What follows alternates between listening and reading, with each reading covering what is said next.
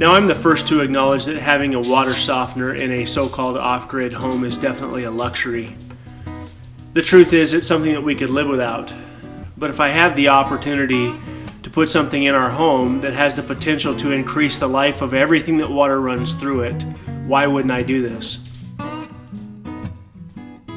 As a plumber for over 10 years, I saw the results of hard water on a regular basis. Now, I'm not certain that the water that's going to come out of our well is going to be hard or hard enough to put a softener in, but I'm fairly certain, based on people around here that have had to drill wells, the water's pretty hard. I know this about water softeners: they're not great for septic systems. I won't be able to use sodium. I'll have to use potassium, which is almost twice as expensive, sometimes 3 times as expensive as salt. I also know that water softeners can be a waste of water. By using potassium, I can also use this water in a garden or something along those lines, so that water isn't just continuously dumped into our septic system. I don't want to put a burden on our septic system that's not necessary. By using a tankless water heater, I know this much. I know that the most common problem with tankless water heaters has to do with calcification. This is why on a regular basis they have to be purged with vinegar, with very, very high quality vinegar. I may crank the water softener back to where it's not cycling anywhere near as much as it needs to. Regardless of whether or not I put one in, I'm going to plumb the house for it ahead of time.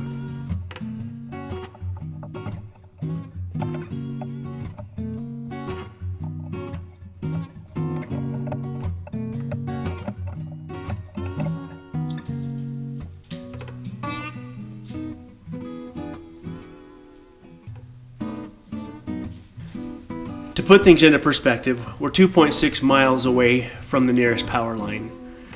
It was over $300,000, somewhere around $350,000 to bring power up here. It's very possible that at some point in the near future we will have power up here. I still won't tie into it. I don't have any interest in being tied into the grid as far as the power is concerned. If I can produce my own power through solar, through wind, I'm more than happy to do that.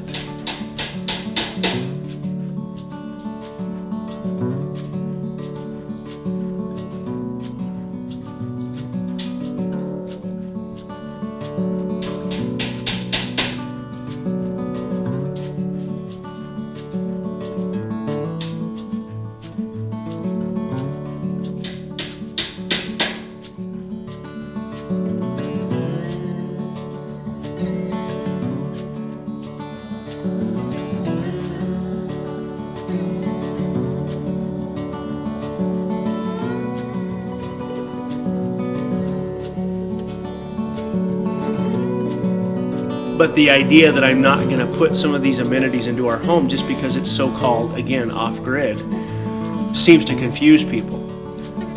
People don't like the idea that we have some of these luxuries in our home for some reason. I think some people think that by saying off-grid it means you have to struggle, and I don't believe that's the case. We're going to put the amenities within reason into this home that we feel our family needs. I don't think we'll go a whole lot further than that. But I do see that things like having a water softener are beneficial, again, for everything that the water runs through.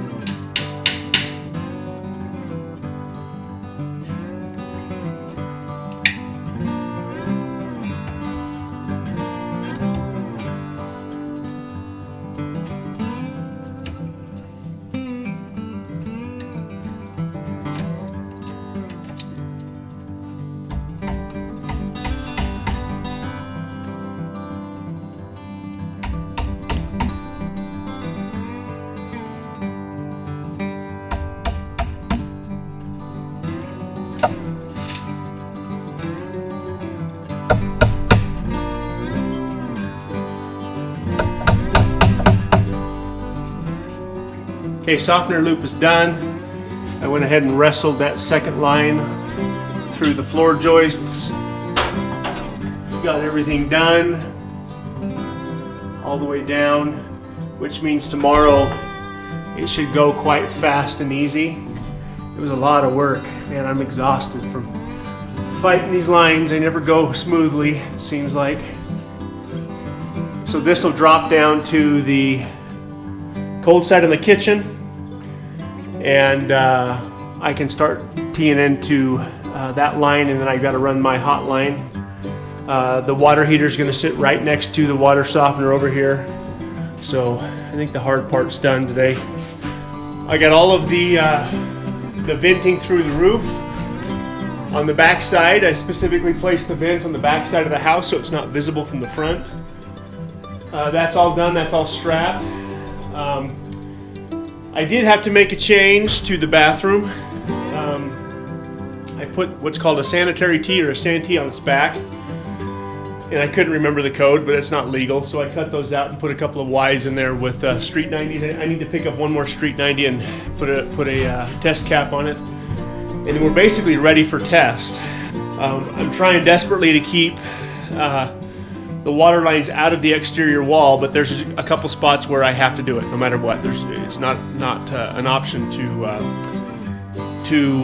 get the water where I need to without putting them in the exterior wall. The Roxol insulation's R23, so I know it has the ability to insulate very well on really cold nights. Every once in a while we have crazy cold snaps.